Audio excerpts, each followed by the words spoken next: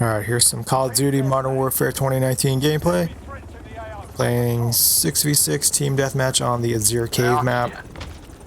I've chosen this footage because of the look. It's obviously supposed to be somewhere in the mountainous region of Afghanistan or Pakistan.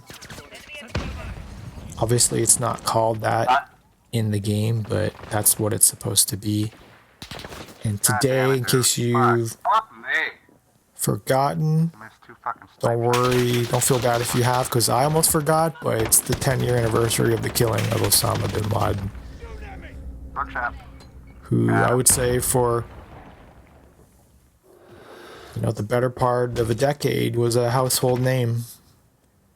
Well, he's still a household name, but he definitely dominated people's imaginations and fears. Because of the September 11 attacks that changed the world overnight.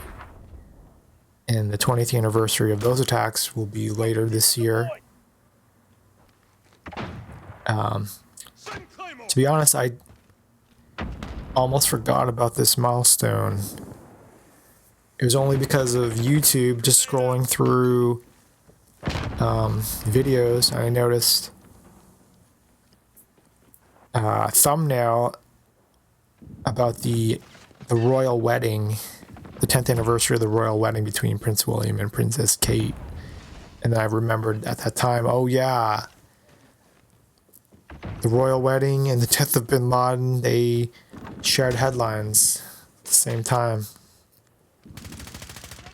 And then I had to look up the exact date.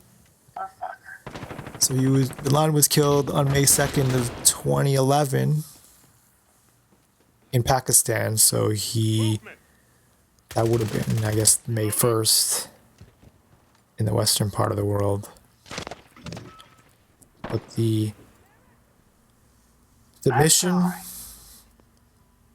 the operation codenamed Neptune Spear, if I recall correctly, that was made famous in Zero Dark 30, starring Jessica Chastain, directed by Catherine Bigelow. I mean, it's a good movie. I think I've seen it several times. I've heard some negative criticism from Navy SEALs who watched the scene, particularly, I guess, the tactics and the movement of the actors portraying members of SEAL Team 6. I remember reading No Easy Day, that was written by one of the members of that team. His name is Mark Bissonnette, but his pen name for his book was Mark Owen, if I recall correctly. And he actually got a lot of flack because he published that book without getting proper clearance from the US government. But it was certainly fascinating just to read the planning and preparation that was involved. It was a process that was years in the making. That's probably the best way to sum it up. And that mission is kind of represented in this game. If you haven't played the campaign, there's a level in which you go with the team into a remote compound, kind of similar to what Bin Laden had in, I believe it was Abbottabad, Pakistan. And I actually thought about watching that movie again for like the umpteenth time to, I guess, commemorate that mission, but instead I actually ended up watching Without Remorse on Amazon Prime, starring Michael B. Jordan as John Kelly, who later becomes John Clark in the Tom Clancy literary universe. And that character has been portrayed in other Tom Clancy inspired movies. He was portrayed by Willem Dafoe in the movie adaptation of Clear and Present Danger. It's a pretty good book and movie. He was later portrayed by Liev Schreiber in The Sum of All Fears, starring Ben Affleck On the cave, man, I'm playing horrible. as Jack Ryan, and Amazon's got a Jack Ryan series starring John Krasinski, I believe. He's famous from The Office, which I know, but I've never watched. But I think the movie was solid. I thought the action scenes were really interesting, and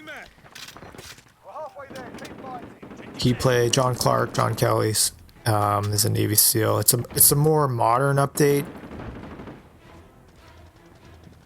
of the book that was published in 1993, several months after Al-Qaeda's first bombing of the World Trade Center in 1993 in like February. They parked the truck with explosives in one of the towers, but they failed to cause massive destruction for whatever reason. I guess maybe they didn't have enough explosives or whatever. But it's just that interesting coincidence, and even just the timing of the release of the Amazon Prime movie. Like, I heard it was delayed since last year, but I really think the timing of it, like, it just so happened to be released at the start of the same weekend on the 10-year anniversary of Bin Laden's death, starring a character who is famous. I mean, I wouldn't say famously for among pop culture, but if you're kind of familiar with the Tom Clancy fictional universe, you know that John Kelly / John Clark was a Navy SEAL, and he later became the leader, the commander of Rainbow. And that actually is going to be the sequel to Without Remorse. So Amazon Prime has already... Oh, nice. They've set up 2 movies. I don't know if the movie adaptation of Rainbow Six